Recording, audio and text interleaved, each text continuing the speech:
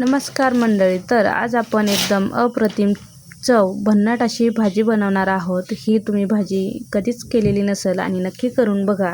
चला तर मग याच्यासाठी साहित्य आहे. एक मोठ्या आकाराचा बटाटा कट केला आहे, 4 टोमॅटो कट केलेले आहेत, लसूण निवडलेला आहे, कांदा आणि कांद्याची पात हे सगळं कट करून घेतलेलं आहे. कढई गरम करायला ठेवली, तेल टाकलं, त्यामध्ये कांदा टाकला, त्यामध्ये जिरे टाकले आणि मस्त लालसर परतून घेतलं.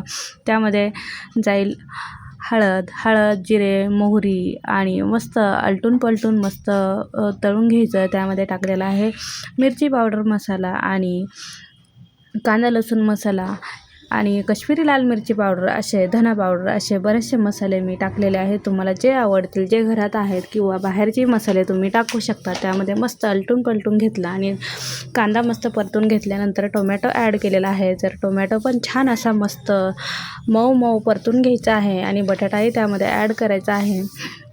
बटाटा ॲड केल्यानंतर पुन्हा आपल्याला कांद्याची पात ॲड करायची आहे. त्यामध्ये कांद्याची पात मस्त अशी परतून घ्यायची आहे. भन्नाट अशी चव लागते, एकदम अप्रतिम भाजी, एकदम अफलातून लागते. भले मग मोठ्या कार्यक्रमात असू द्यात किंवा घरात असू द्यात, झटपट होणारी भाजी आहे आणि त्याला साहित्य म्हणजे वेगळं काही लागत नाही, घरातलंच आहे. आणि मग एका वाटीमध्ये अर्ध्या तासापूर्वी मूग डाळ भिजत घातली होती, तर ती मूग डाळ वरून ॲड केली. सगळं मस्त आलटून पलटून घेतलं. एक नंबर झकास असली भारी भाजी लागती ना की विषयच नाही. मी सासरी आल्यानंतर पहिल्यांदा ही भाजी बनवली होती, तर माझ्या सासरच्यांना सगळ्यांना ही भाजी खूप आवडली होती आणि नेहमी कांद्याची पात बनवली तर अशी बनवायला सांगतात मला, कारण बटाट्यामुळे आणि टोमॅटोमुळे त्याची क्वांटिटी वाढते आणि सगळ्यांना अशी पुरेशी अशी असणारी भाजी होती. सगळं मस्त आलटून पलटून झालं तर मग झाकून ठेवायचं. कांद्याची पात यामध्ये खासियत म्हणजे एवढंच आहे की टोमॅटो बटाटा आहेत, परंतु बटाटा हा शिजला पाहिजे. परंतु कांद्याची पात असल्यामुळे पाणी ॲड करायचं नाही आपल्याला. त्यामुळं झाकून वाफेनं बटाटा शिजून घ्यायचा मस्त.